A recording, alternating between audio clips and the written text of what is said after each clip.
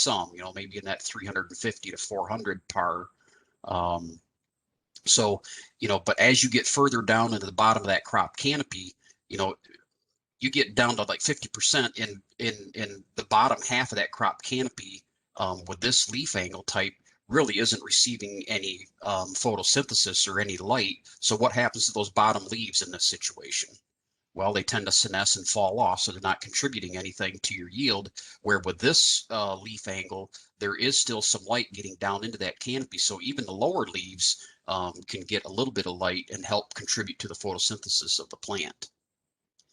So I guess the question that we're going to try to tackle here today is, how should I develop my wheat crop canopy? Do we want to plant narrow rows or wide rows? Do we want to increase or decrease the within row spacing, which basically is your population? What's going to be the impact if we do those two things on tillering, and how does tillering contribute to your yield? And then, how many tillers do we want to target?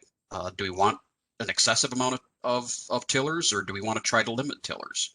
We're going to try to cover all of those things today. What kind of got me started on this building a crop canopy architecture study is a couple of farmers that were interested in singulating wheat seed. And we found a couple of equipment manufacturers in Germany that manufacture equipment that will singulate wheat seed. So we went to Germany to visit those companies and learn about the technology and see if there's any way we can get that technology here in Michigan to use here. Well, one of the things that we learned over there, we met with quite a few wheat growers as well as some agronomists. And there's this Dr. George Schönbarger from Agrar University in Northeast Germany that we met with. Very, very sharp wheat grower, knows his stuff very good. And there's some things that I really took away from his talk, and I wanted to share those with you. This is their planting recommendations for the seeding rate that they plant in Germany. And they follow, in Michigan, we have kind of an early timing when you're planting. We plant at a lower rate, and then as you get later in the season, we bump the rate, and then when you're planting late, it even gets bumped a little bit more. And these are the recommended seeds per meter squared that they are planting. When I converted that to the seeds per acre, which is the units that we use here, what I found is that early on, these numbers here are about a third of our lowest rates that we would recommend planting. And then once you get down here, these are half or a little bit less than half of the seeding rates that we've been currently planting in Michigan. So they are planting much lower populations than what we are, yet they're getting higher yields than we are. So what's going on? How come? Their seeding depth, when they plant early, they try to target a 3 centimeter planting depth. When they're planting late, they try to shallow that up between 1.5 and 2 centimeters deep. So they're trying to target their planting depth based on when they're able to get in the field and get the planting done. Most of their crop is on a 15 centimeter row spacing. And the thing that is one of the key metrics that they are striving for is this 500 to 600 heads at harvest per meter squared. So if you do a little bit of math here, you can find out how many tillers that they have. So if we're trying to get 500 to 600 heads at harvest, how many effective tillers per plant is that? Well, if you're planting early and you're planting 100 to 120 seeds per meter squared, and assuming they all survive, which usually they don't, but you're getting 4 to 5 tillers per head or per plant. And then if you're planting late, you're only getting 2 to 3 tillers per, or 1 to 2 tillers per plant, with a total of 2 to 3 heads, because you got your main head plus your 1 or 2 tillers. So, this made me think about, all right, well, how many tillers are we producing here per plant, and how many should we be targeting? Now, I'm going to talk a little bit more about that in a minute. So from this trip, we came back and we said, okay, how are we going to design our crop canopy? Can we utilize some of the new technology to singulate seed and be a little bit more accurate with our seed placement, and design a canopy that we can maximize the amount of light energy capture, which will then in turn maximize yield? So we set up a trial with 4 different row spacings, from narrow 5-inch, which would be about maybe 10 centimeters, I think, And then the 7.5 inches are kind of industry standard. Then we went to a little bit wider, and then even to a 15-inch row spacing. We have some growers, kind of the other reason why we started this is I had some growers coming at me and said, you know, I need to replace my soybean planter. I also need to replace my drill for planting wheat. Is there a way I can buy one planter and plant both crops with the same planter? And they're like, they were wanting to plant the soybeans on the wider rows. So we're like, well, we need this wider row spacing to evaluate it in this trial so that we know and we can tell them, you know, what's going to happen to their yield impact if we do that. And then we went with 4 different populations from 500,000 seeds per acre on up to 2 million seeds per acre. And that would be somewhere around 124 seeds per meter squared up to just shy of 500 seeds per meter squared. We were looking at precision placement with a precision planter versus a drill, and we took a bunch of different data, including light interception, seeding depth, seed spacing, yield components, test weight, moisture, and so on. So just to set the stage a little bit, our traditional planters or conventional drills have this metering wheel that meters seed out.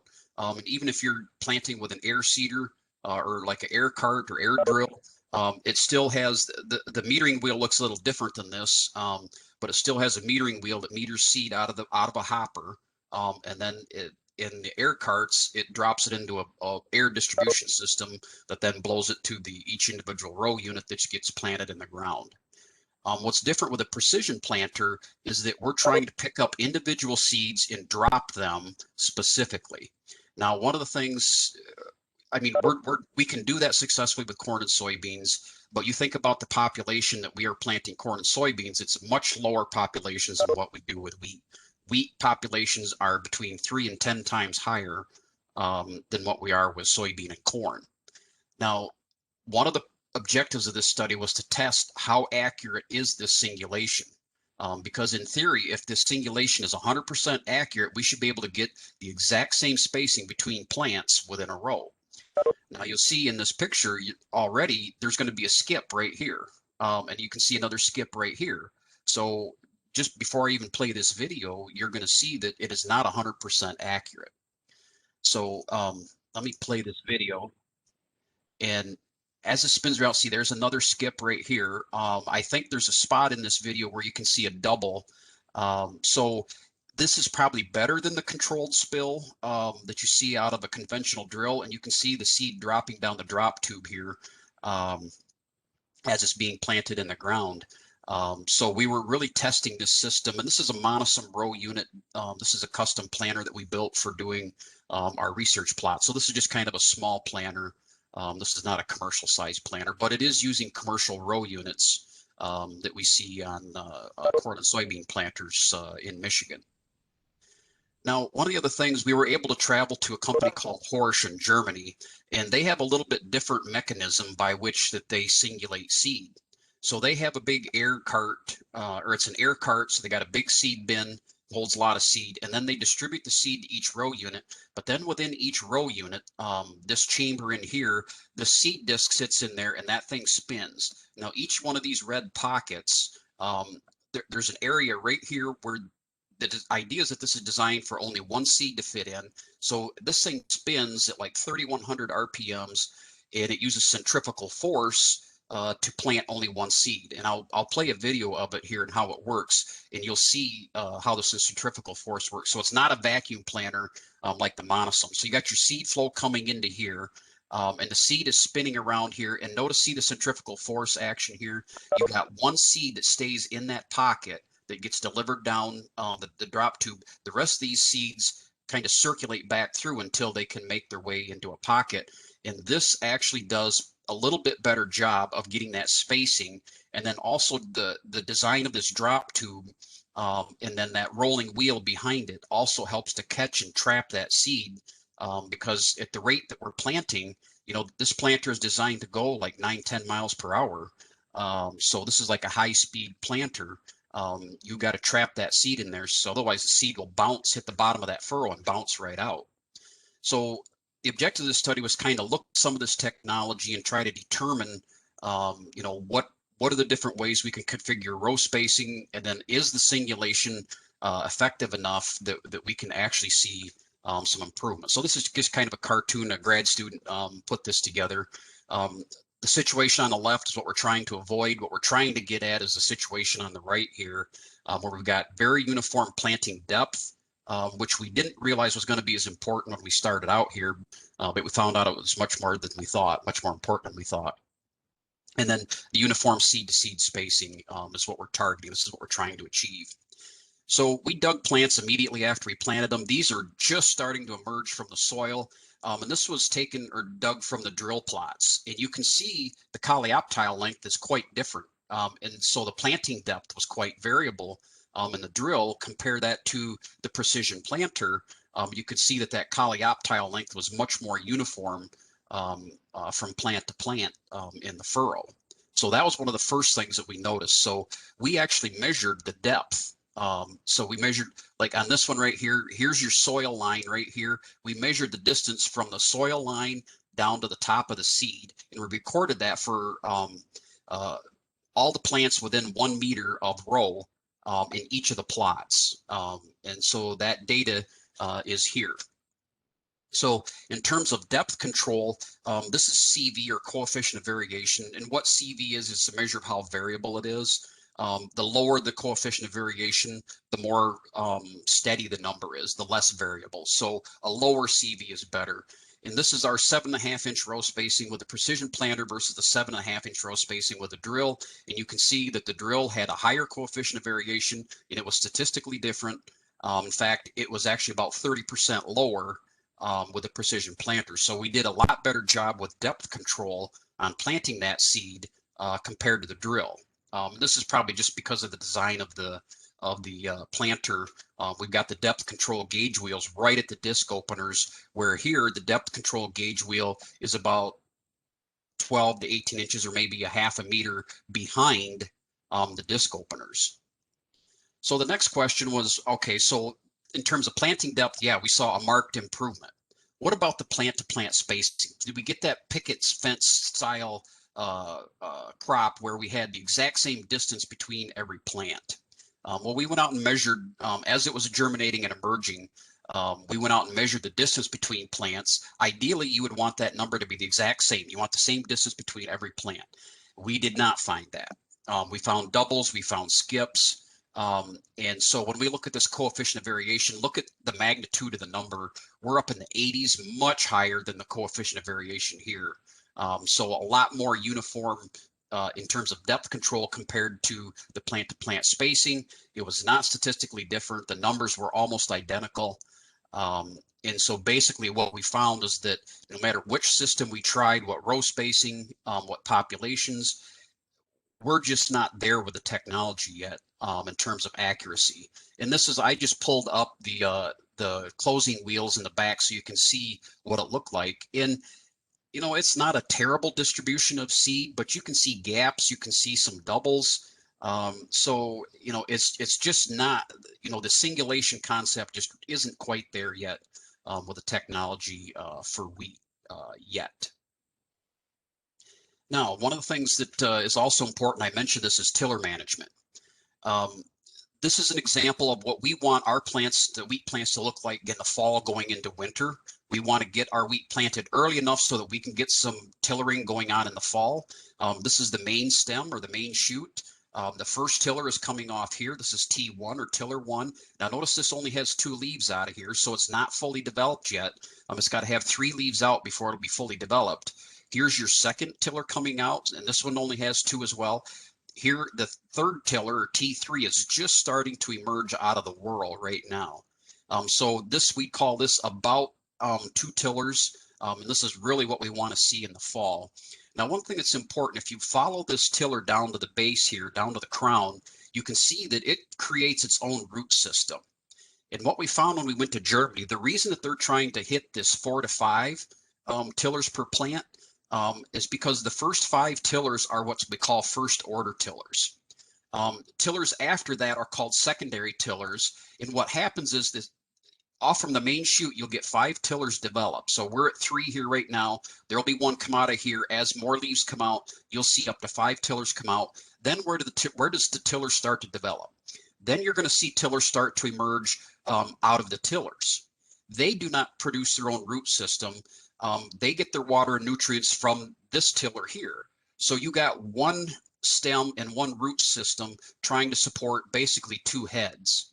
And that's where these secondary tillers that form out of the primary tillers just don't produce much yield. Usually they abort and don't survive all the way through to harvest. So they try to manage their wheat in Germany's with only these 4 to 5 tillers. They don't want the secondary tillers. And so the way they're doing that is they're trying to optimize that seed spacing. And what they're finding is by planting those lower populations compared to what we're planting in Michigan, they're finding that they're able to achieve that 4 to 5 tillers. So this is just some plants that we dug from our plots. This came from a high seed rate, medium seed rate, and then the low seed rate. And you can see what the difference in the tillering capacity is. You space those seeds apart in the row, and they will tiller out considerably. Whereas if you put a plant at a high population, you got a lot less heads per plant. So the question is, which of these two scenarios is going to produce the highest amount of yield? Do you want to put out less seeds and let them produce more heads? Or do you want, I had farmers that tell me, I can't depend on tillering, and it varies from year to year and the weather conditions and everything else. I'm better off to plant a higher population so that I know I have a main stem, and then maybe 1 or 2 tillers that are producing a head also. So I'll get into some more of the data here. Now, this is the average number of tillers, and we counted the number of tillers per plant starting on May 8th. Which on May 8th, this is about the beginning of stem elongation. So this is where about 1 node would be visible above the soil surface. And through July 14th, this is when we would be harvesting. So this is this numbers was taken just before we harvested. The blue line represents the precision planter. The orange line represents the drill. Notice the blue line is always higher than the drill. So that means we had more tillers. So you might think, well, that's a good thing, right? Well, yes and no. Look at where the numbers are. With this precision planter, we're more than 8 tillers per plant. That's more than what our target was. We set our targets down here at 5. Okay. So while we had more tillers here, what happened over time is we lost tillers. So in fact, we lost about 3 or 3.5 tillers per plant.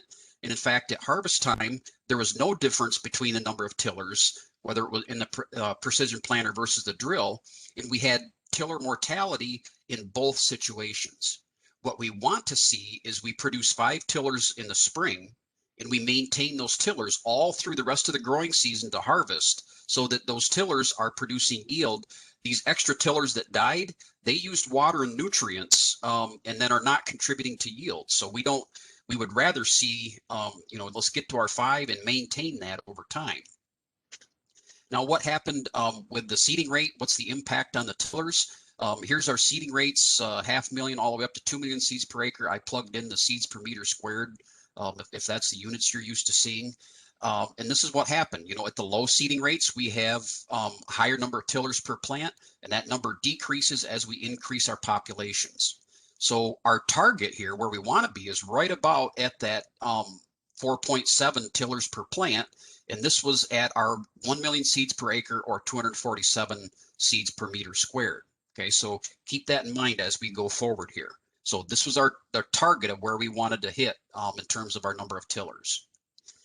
So comparing the precision planter versus the drill, this is kind of the bottom line. Was a precision planter better or not?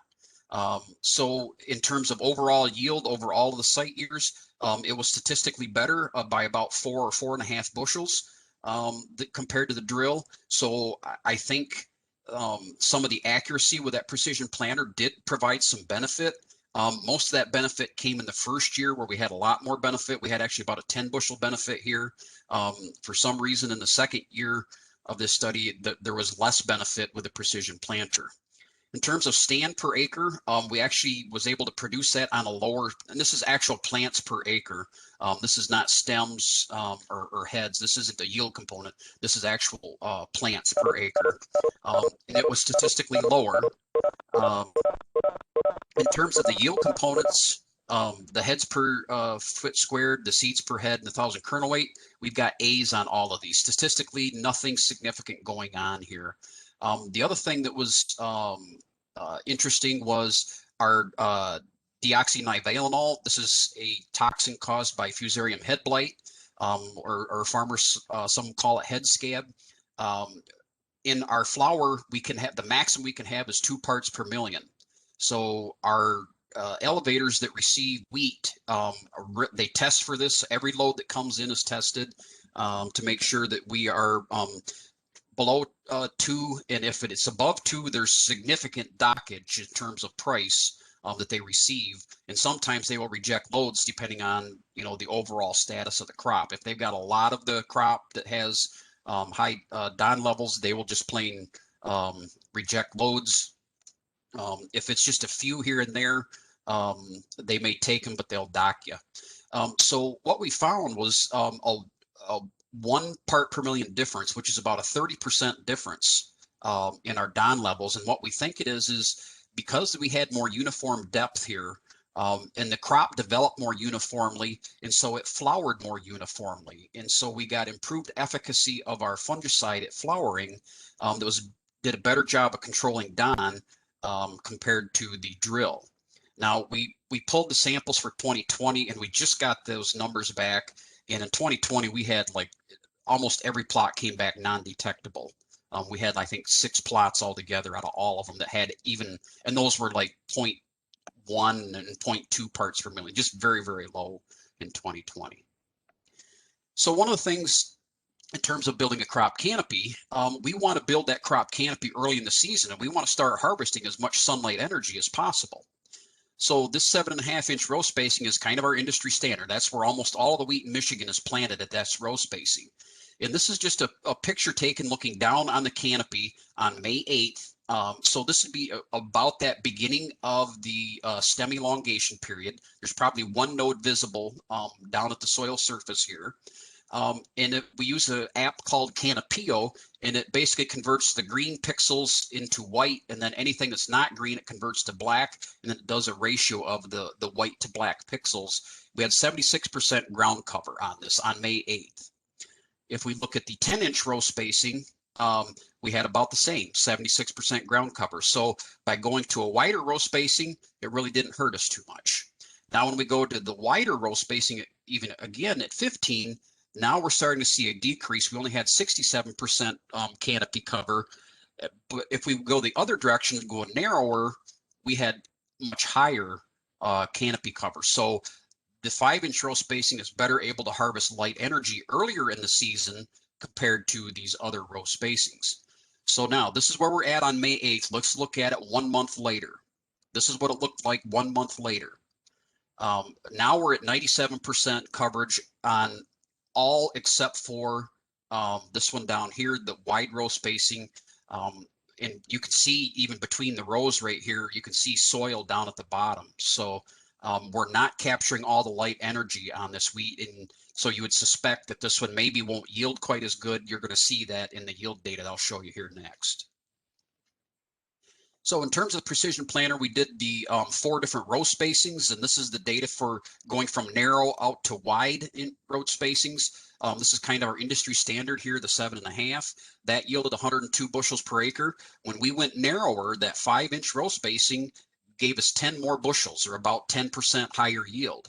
And that was statistically different. Now, when we went to a wider row spacing, when we went from 7.5 to 10-inch, it dropped off about 4 bushels, but it was not statistically different. However, when we widened it on out to 15-inch row spacing, we were 17 bushels lower than our industry standard and 27 bushels lower than the 5-inch. So you're really, if you wanted to try to, those growers that wanted to plant soybeans and wheat with the same planter, you know, they're going to take a yield hit on their wheat if they want to do that. So this is one of the key conclusions out of this, is that this wide row wheat just doesn't yield quite as well. So what happens with the populations? This is kind of a typical curve you might expect. The low populations was not enough, but then there's a point at which the population is high enough to where you're not seeing a yield response. And here we had the A's are on these top 3 here. And if you remember, this is the population where we hit 4.7 tillers per plant. This population right here, this red bar. So anything above that in terms of populations did not contribute to yield. I mean, there was a 4 bushel bump here, but it wasn't statistically different from each other. But so that's the results. So yield components are also pretty important, and it'd be a good exercise for us to think about. So what does these management practices do to our yield components? So first, let's look at the row spacing. What happens to our heads per unit area? Okay, so this is the number of heads, and I have this in the American units in feet squared.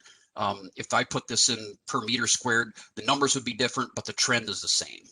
So the trend is the narrow row spacing has higher number of heads per unit area, and then that number decreases as you widen out the row spacing. Kind of makes sense, right?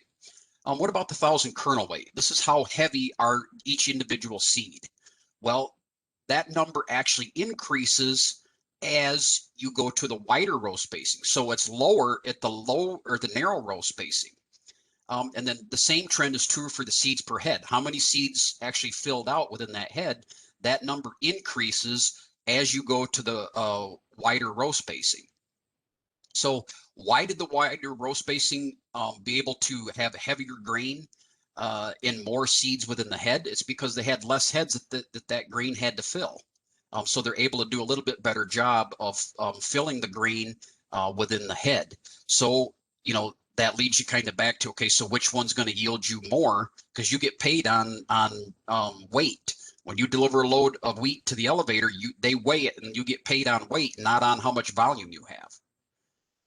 So what's the impact on the populations? So from low population to high population, as you might expect, the lower populations have a lower number of heads per unit area, and as you increase the population, the number increases.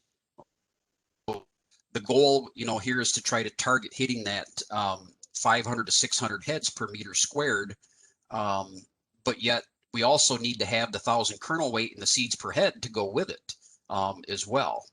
When you increase the population, the 1,000 kernel weight decreases, and there was a little bit of a trend going down on the seeds per head, although we had kind of a little blip right here in terms of the number of seeds within each head. So where should we be in terms of these yield components? This is some data from Wheat Pete, Peter Johnson. Some data he gathered from United Kingdom, in Ontario, and then this is some data that I collected in Michigan, where we had the average yield was about 86 bushels that year per acre. They had a higher yield in Ontario at 127, and then in the United Kingdom, they had even a much higher yield up there at 180. So in terms of the heads per unit area, they've got a lot less number of heads compared to what we have. But look at what their kernels per head and their 1,000 kernel weights are. They are much higher than what we are. And so their grain fill period is longer, and they're able to maintain those kernels in the head, and then they're able to get those kernels to a heavier weight.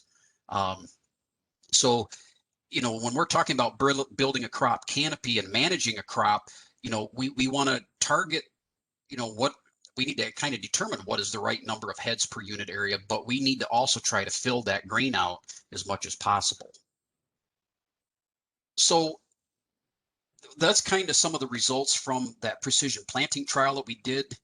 From this, we've had quite a lot of farmer interest in this and taking this actually to the next level. Now, as we were doing this precision planting trial, we had a couple of fall seasons where soybean harvest was late, and which made it kind of difficult to get wheat planted on time in the fall. And so what we found is that growers were looking for ways to, be able to plant wheat faster and be able to maybe get more of their wheat acres planted on time. And so the next steps here that we're looking at, we're actually looking at doing some more scaled up areas in the back here. This is a Degelman high-speed disc. We broadcast seed on the surface, and he is incorporating that seed. In the same plot, we've got the John Deere 1790 air seeder. planting in the tilled ground, but over here you can see a strip that's not tilled. So we'll have data from the regular planter. This is very common planter that we have in Michigan. On tilled ground, on tilled ground. Plus we have where we're broadcasting seed on the surface and incorporating it. And we're looking at some different types of equipment as well. You know, this is kind of a standard John Deere 1590 drill. There's a lot of those that are still in the landscape here. We're going to test all these different kinds of equipment. I do have one grower up in the thumb that has a pottinger that's on a narrow row. And so we're continuing, you know, to look at kind of this row spacing and how do we develop this crop canopy for maximizing wheat yields. So I'd like to shift gears just a little bit and talk about a few other things that we're looking at that can really help improve wheat yields to help you kind of take your wheat yields to the next level. And one of the things that we've found is that starter phosphorus is very important. And this picture, I mean, says a million words here. The picture on the left did not receive any starter fertilizer. The picture on the right received 96 pounds per acre of MAP, monoammonium phosphate, which is 1152.0. 96 pounds of this 1152.0 gives us 50 pounds of phosphate per acre. You can see that this crop is filled out a little bit better. It's even at a further growth stage. And this really does translate into yield. And then I'll show you some data from there here in just a second. We looked at dry versus liquid. We looked at in furrow, where we actually mix the fertilizer with the seed and drop it in the furrow versus just broadcast incorporation in this study. So we had a couple different things. We had some intensive sites where these were the small plot research where we planted them on our research farms. And we were able to do a little more treatments. And then we had these green sites that were on-farm sites. We only did 4 treatments on there, just trying to keep it simple for these guys. And these green, the counties highlighted is where we did that. So we tried to geographically spread them across the state. And basically what we found, treatment 1 was the control that didn't get any starter. The average across all these sites over all the locations in both years, the control was 68 bushels per acre. And these were all 3 statistically higher. And the one that actually produced the highest value was this in-furrow dry of MAP at that 96 pounds of 1152.0 per acre. Now we did try 1034.0. It's a liquid fertilizer. So it's got 34% phosphate in it. In order to hit that 50-pound rate, we had to put on 12.7 gallons per acre in the furrow. So we used a Keaton seed firmer, and we drizzled it right on top of the seed. We had some guys that were pretty concerned with this high rate, so we cut that rate in half just to make sure, just to test it. If we did have some problem with this and it was too high of a rate to burn it, it might show up here. So, you know, I guess there is a possibility that it did burn a little bit because the half rate here, it was statistically the same. It was actually about a 3 or 2.5 bushel difference. But so this was 25 pounds of phosphate per acre. This is 50 pounds of phosphate per acre. And they did the same. And you'll see in the intensive sites that the same thing happened. So we had 9 different treatments in the intensive sites. We had in-furrow placement, we had broadcast placement, we had 2 different products, the MAP and the 1034. So we had dry and liquid formulations. Our target was the 50 pounds of P per acre, except for this 1/2 rate here that we put in just because we wanted to make sure that we weren't burning everything. We had a control down here that it didn't get any starter. It just, all of these plots got the 90 pounds of nitrogen in the spring right after green up. But so basically these top, 5 or 6 treatments here, these all have A's by them. They're all statistically the same. So adding the phosphorus was better than the control. In fact, this column here shows the advantage over the control. So this treatment, 28%, the furrow was 2.5 bushels better, 9, and so on all the way up to the top. So because these are all statistically the same, we can't say that really that one is better than the other. So it didn't matter whether we had dry or liquid, and it really didn't matter if we had in the furrow or broadcast. When we look at the actual number here, and then we add the economics, the one that was economically most feasible, that provided the greatest return, was adding the MAP in the furrow.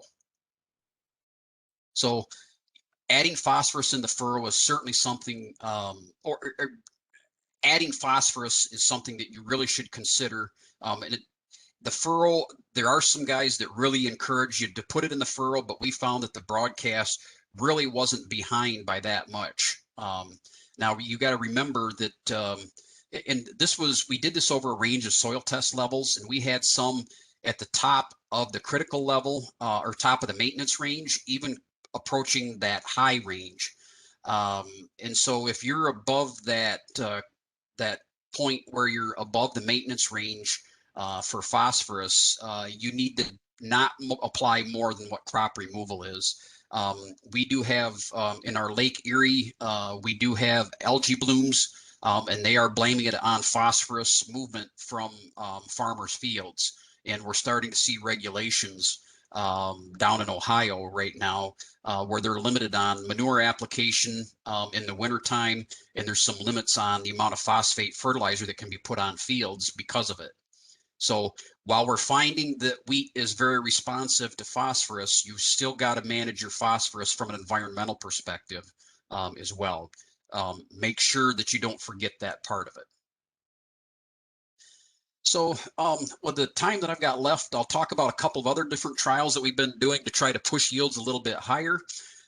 We had these wheat management trials that we were putting out on farms, and we're trying to see, what kind of response we can see to higher nitrogen, putting a fungicide on for improved disease control, and then what about reduced lodging. So these treatments were a little bit different from each farm, but we had a base nitrogen rate, and we used whatever their farm nitrogen rate is the base rate that we used. That generally was in the, say, 80 to 90 pounds of nitrogen per acre. Treatment 2 was the base nitrogen rate with the addition of a fungicide at flowering. Treatment 3 was the base nitrogen rate with the fungicide at flowering, plus a second pass of another 30 to 35 pounds of nitrogen. And then treatment 4 was the base nitrogen rate plus the fungicide plus the second pass of nitrogen plus a plant growth regulator, because we thought if we're going to add the extra nitrogen and we're going to control diseases, we could have lodging as a problem. So we added in the plant growth regulator. This is just data from one of the years that we did this, but it shows we got 1, 2, 3, 4, 5, 6 different locations scattered across the state. You can see by the size of the bars, there's quite a bit of yield difference. Kingston had more than double the yield potential, but Rogers City is. This is our most northern location. Here's your treatments, 1, 2, 3, 4. And so the blue bar is just the standard with just the base nitrogen rate. The orange one adds the fungicide. The gray one adds the fungicide and the second pass of nitrogen. And then the yellow one adds the plant growth regulator. And you can see the trends vary from location to location. Here it's flat. Here there was a significant trend, but then the plant growth regulator actually reduced the yield. Here it went up for the addition of a fungicide, but not a lot of response to the second pass of nitrogen. Here was similar to the Kingston in terms of response. And here a significant fungicide response, as well as we had a pretty good response to the second pass of nitrogen, and the plant growth regulator actually helped us add a little bit of yield as well. So we found that the responses of these different management practices to try to push wheat yields higher is highly variable from year to year, and it's highly variable from farm to farm. So we were wanting to look at, what might be causing that. And one of the things that we talked about was at each of those farms, the variety that was planted is different. And so we got to thinking about, well, what is the variety differences here in terms of management? So we have, I run our wheat performance trials, and so we plan about 115 different varieties from about 14 companies each year. And we collect a variety of data from these, and we publish these trials results on our website here. And this is just what the front cover of what our last year's trial looks like. So one of the things that we do, we take one of our locations and we plant 6 replications of all 115 varieties. We assign 3 of those reps at one location to our conventional management treatment and the other 3 to our high management treatment. The conventional, it's planted at 1.8 million seeds per acre. It gets a herbicide just before jointing, and it gets 90 pounds of nitrogen in the form of granular urea at green up. Okay, so this gets nothing else other than a herbicide and then the spring nitrogen. The conventional management gets those same things plus 3 additional passes. It gets a second application of another 30 units of nitrogen between the first and second node, and this is 28% UAN streamed on. It gets a fungicide at flag leaf, and it gets a second fungicide at flowering or anthesis to control for head scab. So if you add up these 3 extra passes, the cost per acre, where we're at is about a $64 per acre cost to make these 3 extra passes. If you divide that by a wheat price, and when I did this slide, wheat prices were lower at 512, which gave us a 12.6 bushel break even. Wheat prices have come up since then, so that does lower your break even point at 10.9 bushels per acre. But you're still looking at, and we're looking at yields somewhere around that 100 bushel acre. So this is like a 10 to 12% increase in yield that we've got to see in order for this just to break even and pay for itself. So this is what it looks like. Each bar here represents one of those 115 varieties. The size of the bar represents the high management, the average of those 3 reps that were high management, subtract the average of the 3 reps that were conventional management. So it's basically how much response did we get to the high management. And you can see we had one variety that had a 27 bushel response, all the way down to varieties that had like a 1 or 1.5 bushel response. This red bar right here is the break-even point at 12.6 bushels per acre. So everything on this side of the chart, all these varieties here provided a positive economic return, and there were 47 varieties. On this side, did not provide an economic return, and there were 37 varieties over here.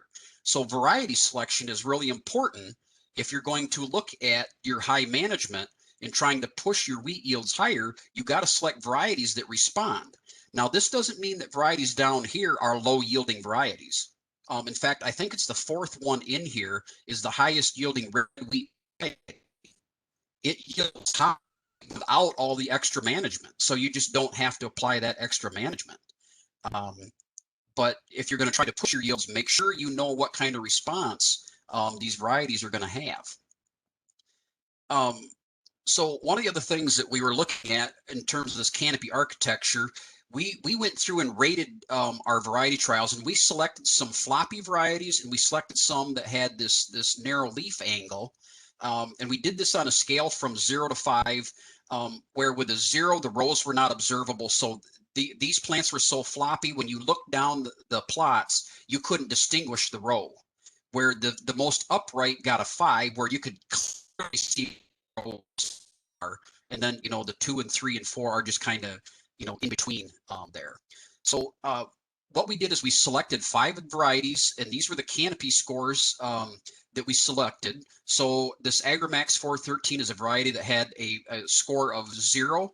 So, I mean, this is the most floppy variety out of all of these in the list. This Kokosing is an Ohio line.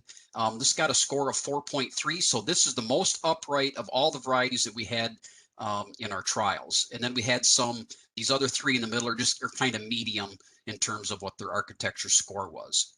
So we planted these at different populations. And what I'm going to show you is the yield response here. This is a yield response curve. And this first dashed line is the population in which 95% of the yield was achieved. The second dashed line is where 99% of the yield was achieved. And so let's start with Agrimax 413. You can see where 99% of the yields were achieved below 1 million population, actually about 800,000 population. This is what Red Dragon looks like. Okay, this number is shifted up. So we're up here, what, about 1.3. This is what SY100. This is around 1.2 million seeds per acre. This is what Jupiter looks like, a little bit higher, upwards towards 1.4 to hit 99% yield. And Cocosing is up here at about 1.5. If I overlay the canopy score rating, this is the most floppy, and this is the most upright leaf angle. The most floppy, you can get a higher 99% of your yield at a much lower population compared to your more upright. So your plants or your varieties that have the more upright leaf architecture, you can push those populations higher, which is what we're doing with corn and sorghum, and we can push those yields a little bit higher with them. So we have more data and more research that we need to do in this area, but we're starting to see that this leaf canopy architecture is something that we may be able to keep down the road. Now I'm starting to run out of time here, but I did want to touch base. The other thing that we're looking at is extending the grain fill period. So we talked about the yield components in terms of the number of seeds per head and then how heavy those are, the 1,000 kernel weight of those seeds. We looked at applying some different nitrogen products at the flag leaf, okay? And so and we took these 9 different products. We applied most of them in the heat of the day between 10 a.m. and 2 p.m. except for 2 of them we did in the evening. And the reason we did that particularly was because of this 28% UAN, because that has a significant chance of burning or scorching the leaves. Our target with these was to hit a 30 units of N per acre. So we calibrated the rates on all these products to hit that 30 units of N rate. This is what it looked like in the field, and you can see some plots out here that have some leaf scorching here. You can see some of that kind of burning at the surface. And if I zoom in, this is what it looks like. And if I zoom in some more, you can see some of these leaves had some pretty bad burn. You would not want this on your leaves if you're trying to get high yield. You're killing your yield potential by doing this. Now this is Black Label Zinc. We applied that at 45 gallons per acre, and I think the labeled rate is 2 gallons per acre because we wanted to hit that 30 units of nitrogen. I thought we were going to have problems with this because my technician, when applied this, was not happy with me because this stuff came out so globly, and he kept plugging the nozzles when he was spraying this stuff. But so here's the scorch data. This is how much burn there was. The one that had the highest amount of scorch, of course, makes sense. The 28% applied in the middle of the day. But what was interesting, the 28% applied at the night had the second highest scorch, but look at how much different it was when we applied it after 7 p.m. We significantly reduced the amount of scorch by applying at night as opposed to in the middle of the day. We did have a little bit of scorch from Coron and Max NPAC products, but when you get down here, this Black Label Zinc, the one that I thought we were going to have trouble with, almost no leaf scorch at all. In fact, it was about the same as our untreated down here as well. So in terms of the yield, our untreated is here at 106 bushel yield. And that is lower than the A's. This does not have an A in it. It does have B's, so it is similar to some of these. But these were all similar, and they all did increase. In fact, the solid urea increased our yield by about 7 bushel per acre.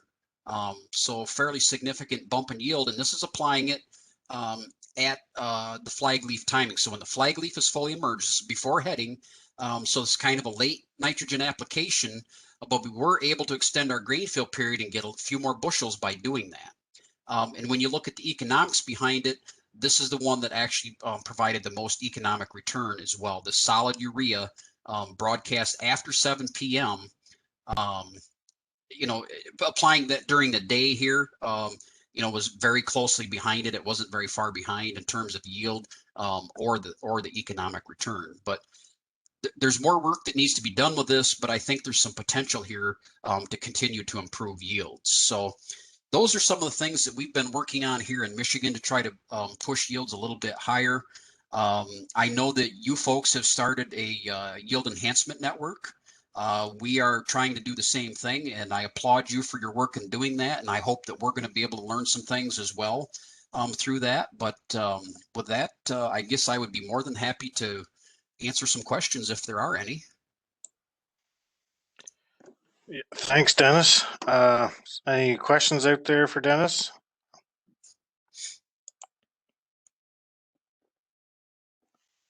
Yeah, One of we the are. things, What's that? Go ahead.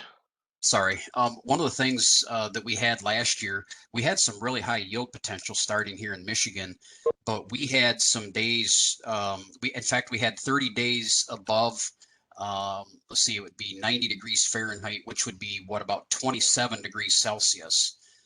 So we had some really hot weather, and our grain fill period was cut back to 24 days this year. So, sometimes you can throw all the management at wheat you want, but if the weather doesn't cooperate, Mother Nature still trumps everything. Yeah, I think we saw that in our yen this year. We had very dry grain field period, and it really reduced the 1,000 kernel weight, and the areas that got the better rain definitely had the better yields. So, a few questions here from the PEI Agrimart. How many pounds of urea did you apply at Flagleaf to get that response? Was the Yeah, UAN the same amount of N? yes. And so the target was 30 pounds of actual nitrogen. So we calibrated each of those products to give us 30 pounds of actual nitrogen per acre. Okay. Uh, Alan Miller says, great presentation. I see a strong fit with your research and our Atlantic Grains Council yen. We will be in touch to further collaborate. Thanks for the great presentation. Thanks, Alan.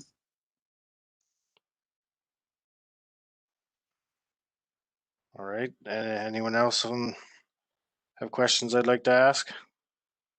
All right. Well, I'd be happy to give you my email address, and if anybody wants to contact me, in fact, I'll type it in the chat box down here.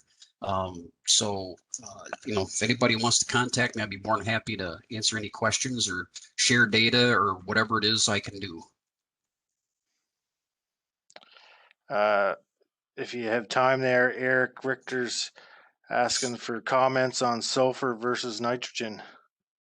Yeah, so sulfur is becoming more important, and we're finding that as well. And so we're recommending.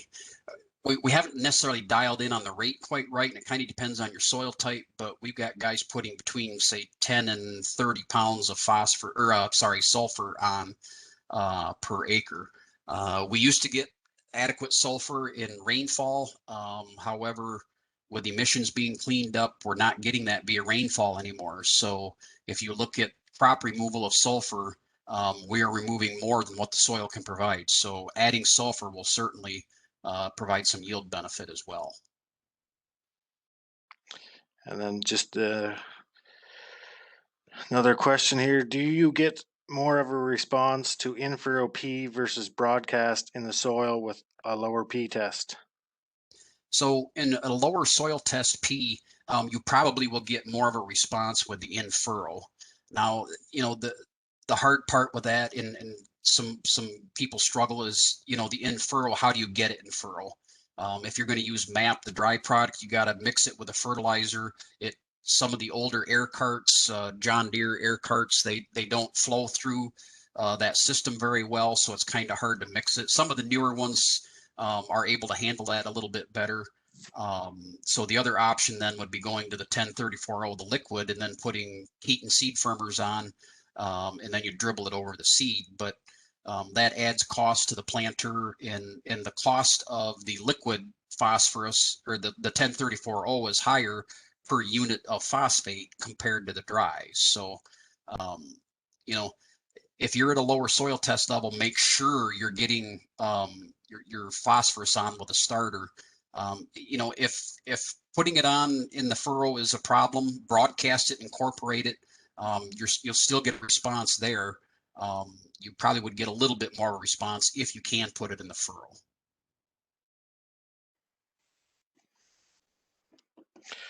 Okay, and a comment from Tyler Wright. Really great presentation, Dennis. Great science.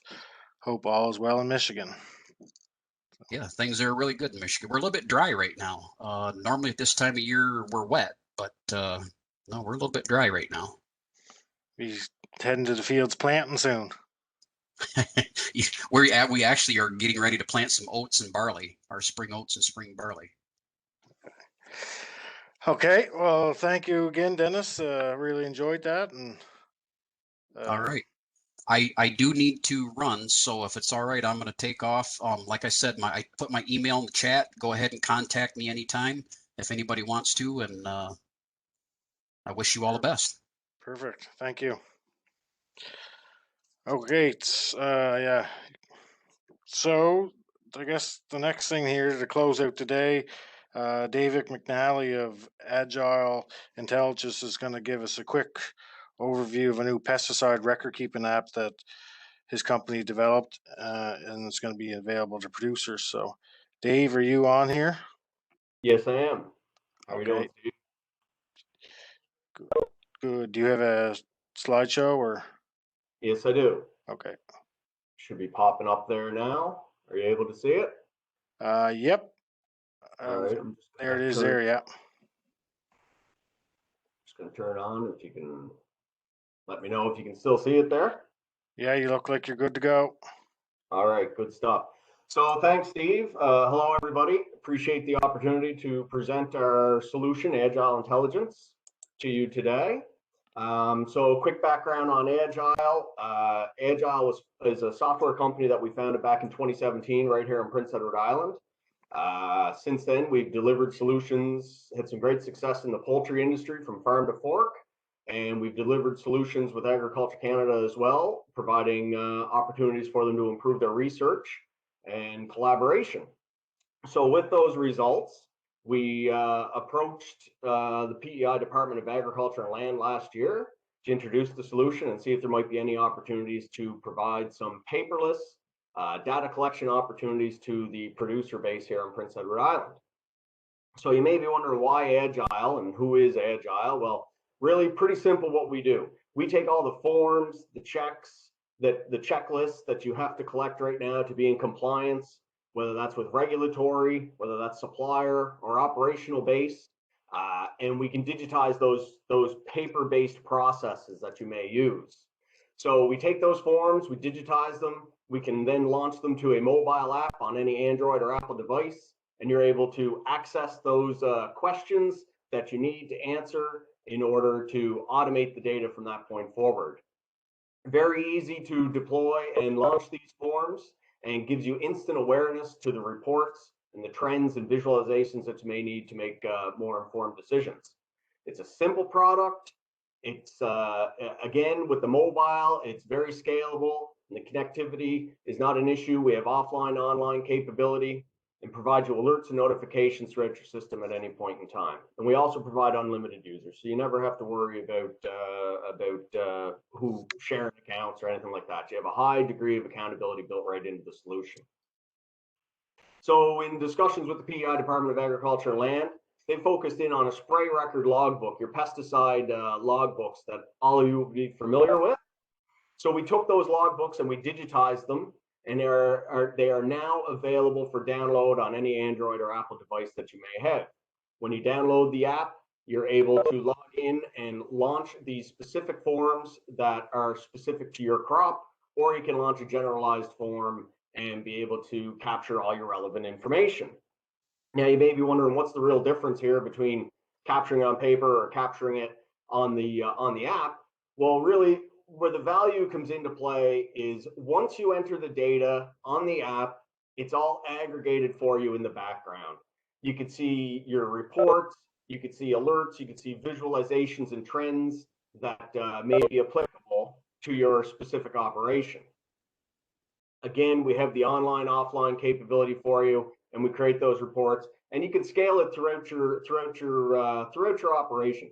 You don't need to worry about just using the spray record logbook. If there's other forms that you'd want to digitize, whether that's to be within compliance on Canada GAP or some other forms that you may be collecting around your farm, we can certainly digitize those for you as well.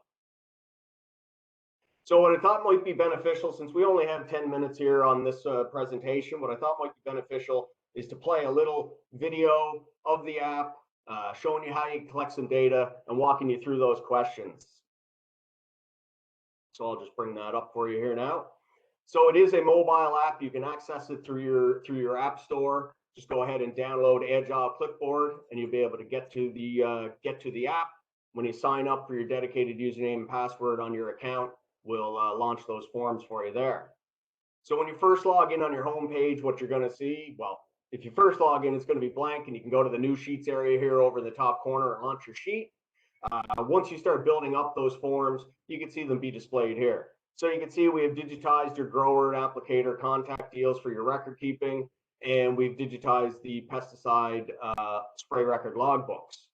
You have the opportunity to create a form, create a sheet for every single field that you spray, and you can have those dedicated visuals, those dedicated trends applied to those fields. Or we can certainly set it up so that you have the one form and you're capturing all that information within your relevant fields.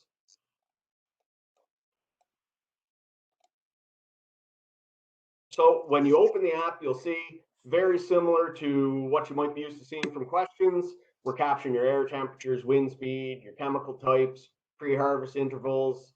You got an opportunity to sign the app. We've got an opportunity to take photos on the app and all that good stuff. So I thought maybe we just quickly walk through a scenario of capturing some information. Before I do that, I just want to show you that you can set up the app to specific to the field where you can enter your location, your parcel number, and acreage. All this stuff should be very familiar to you. It's all questions that you would have to answer currently using the spray record logbook. So once you've got that information entered, you can rename the form specific to the field you may be entering, and you go ahead and start collecting your data. So you'll see we just start here with your date and start time. You can capture data around the specific information. If you're entering it after the fact, you can adjust those dates and you can adjust those time frames should you need to.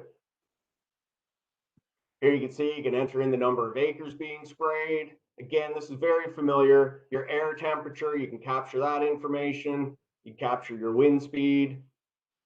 All this data is very similar to what you're capturing now, only using a pen and paper process. I want to highlight here that you'll see the list of your fungicide, herbicides, insecticides, and your tank mix opportunities.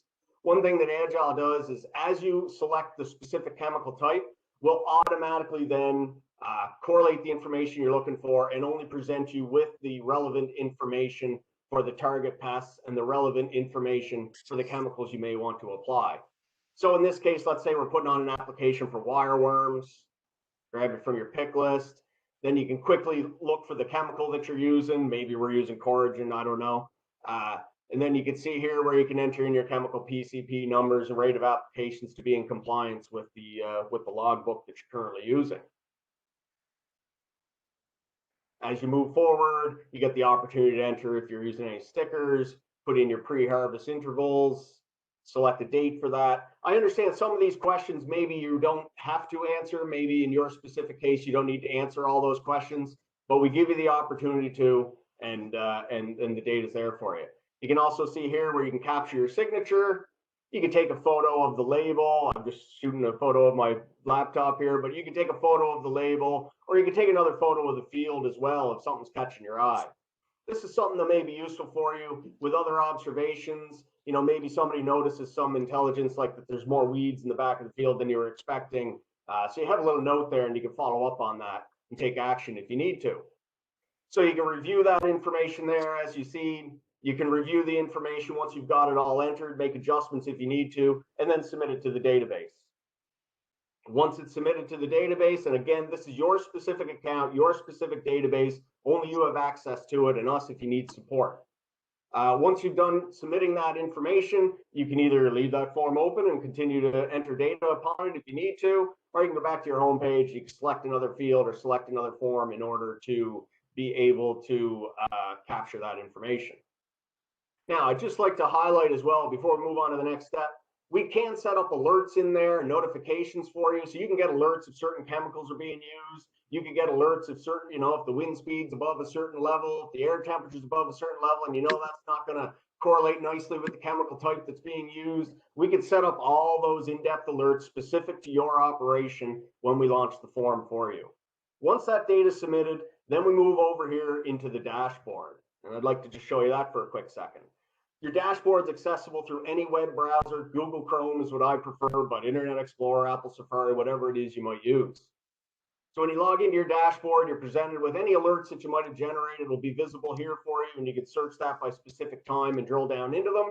Or you can also see the specific fields that maybe you're capturing data upon.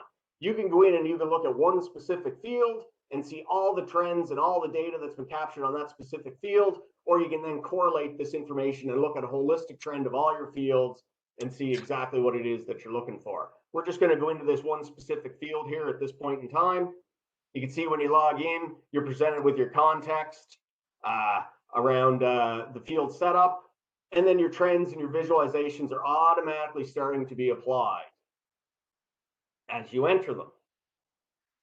So this becomes very handy when you want to dig in and look for some root cause, or when you want to dig in and find something specific, you can do so. So over here, you might be wondering, okay, so I see one specific field, but how do I look at all my fields? Very simple. Go into select sheets. You can grab all the fields or the individual fields that you want to look at and trend, hit apply, and we'll pull all that information in and aggregate it for you automatically. So now you're seeing the visuals are changing because we're looking at more than just the one field. We're looking at all the information that maybe is being collected during that particular time frame. You may also be wondering, well, what if I want to filter in some information and get to some specifics? We can also provide you with that capability as well. So I'll just quickly show you here. You go back up to the top of your screen and you can select filter data.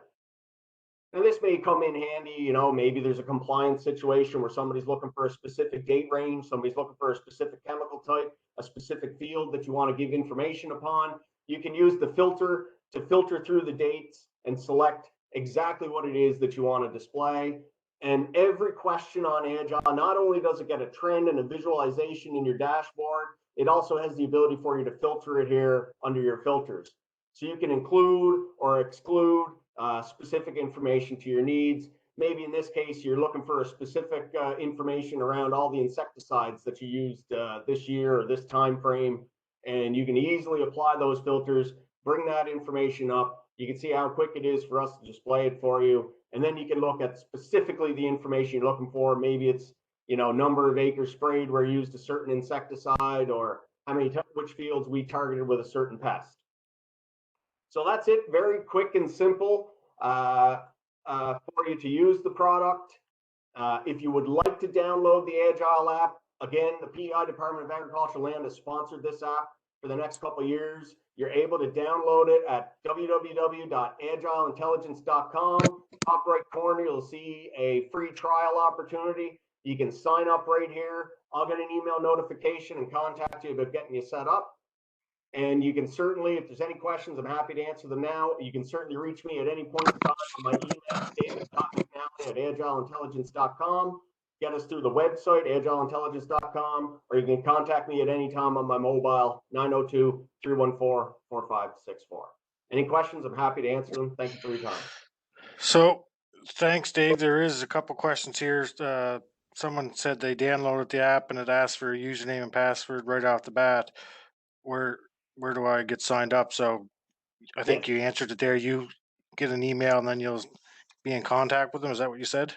Yeah, so that's the way we're doing it right now, Steve, is you can sign up on our website, and then that'll launch your account for your specific operation. We'll reach out to you and launch the forms that you need launched for you, and get your account set up. I want to be clear, you can download the app on your Android or Apple device, but you can't access the app until you do get a username and a password there.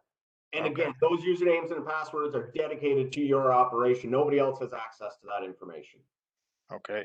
And Margaret Butcher asked, does it have a database of pesticides to pick from depending on the crop being sprayed?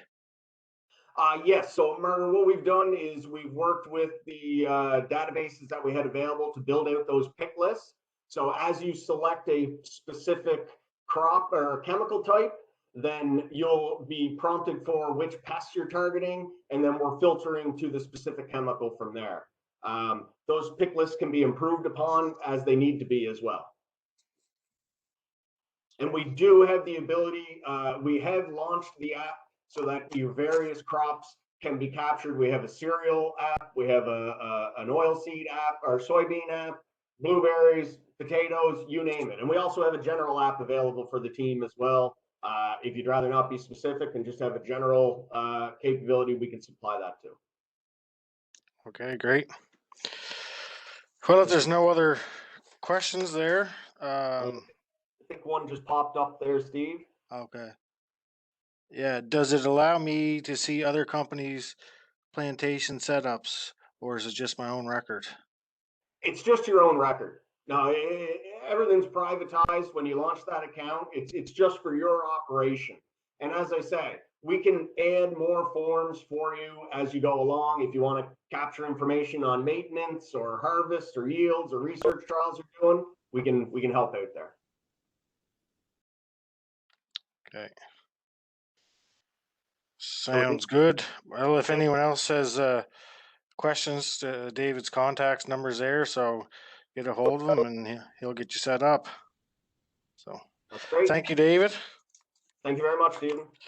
So I guess that concludes our session there this morning. I'd like to thank all of our guest speakers, our event sponsors, and for everyone who joined us here today.